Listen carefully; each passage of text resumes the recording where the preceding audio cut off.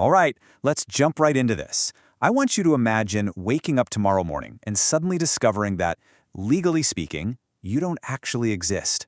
No passport, no driver's license, no social security number, absolutely no legal right to get a job, drive a car, or even rent an apartment in your own name. Now, for most of us, that sounds like a crazy dystopian thriller, right? Like something straight out of a sci-fi movie.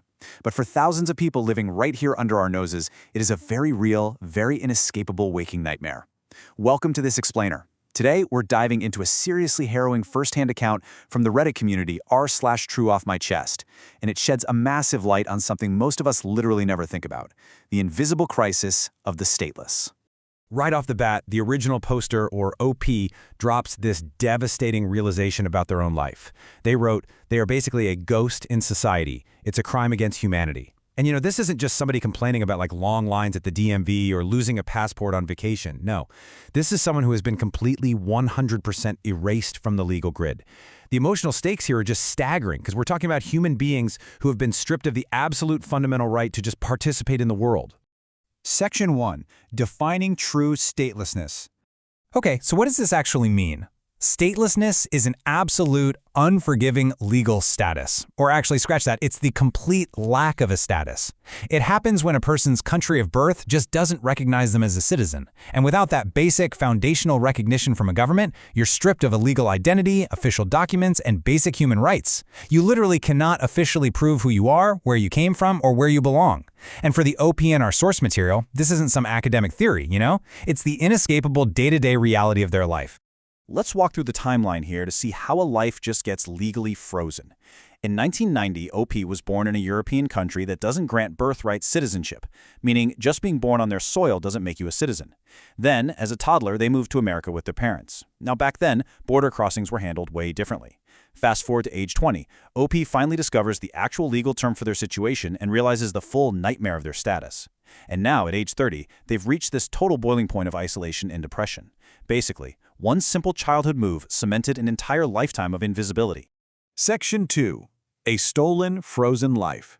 Now here's where it gets incredibly heartbreaking. Just look at the contrast. OP actually has siblings and cousins who were lucky enough to be born on US soil, so they got automatic citizenship. And they're out there living full lives. They can get a driver's license, travel freely, work legally, go to university, the whole shebang. But meanwhile, our stateless OP has zero legal identity. They're blocked from every single one of those basic milestones, completely frozen in place, and totally isolated. While everyone else is moving forward, OP just has to sit and watch time pass by. It makes even basic things like making friends or dating almost impossible.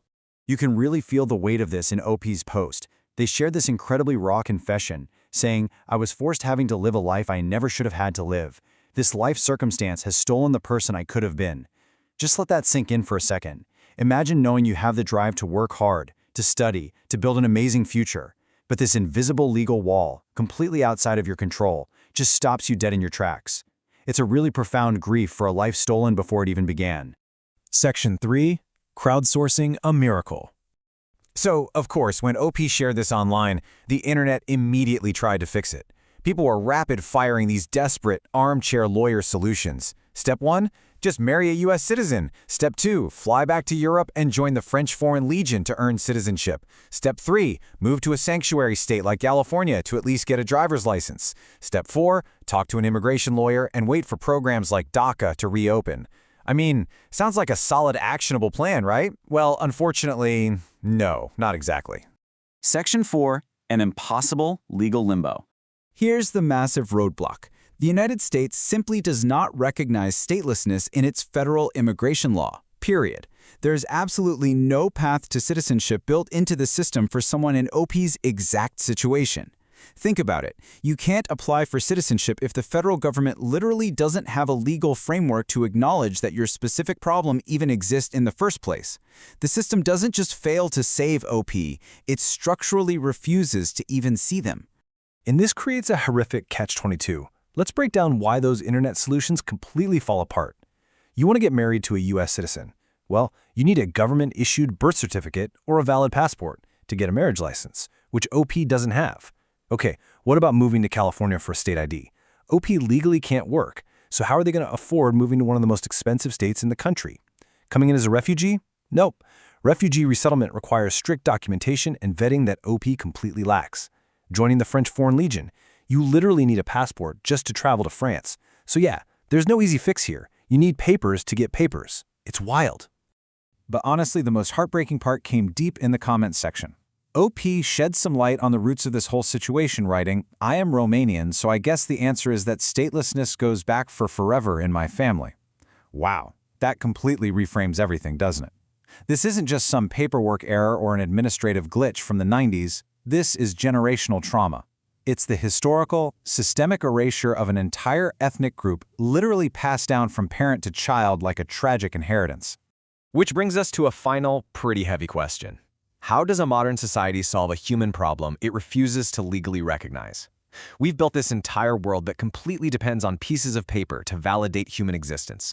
But when people fall through these invisible cracks, they're just trapped, punished for the simple crime of being born to the wrong parents in the wrong place at the wrong time.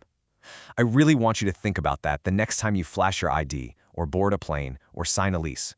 The exact same legal grid that protects us and lets us live our lives is the one that has completely erased OP. It's a lot to process, for sure. Anyway, thank you so much for joining me for this explainer. Keep asking those tough questions, keep looking beyond the surface, and I'll catch you next time.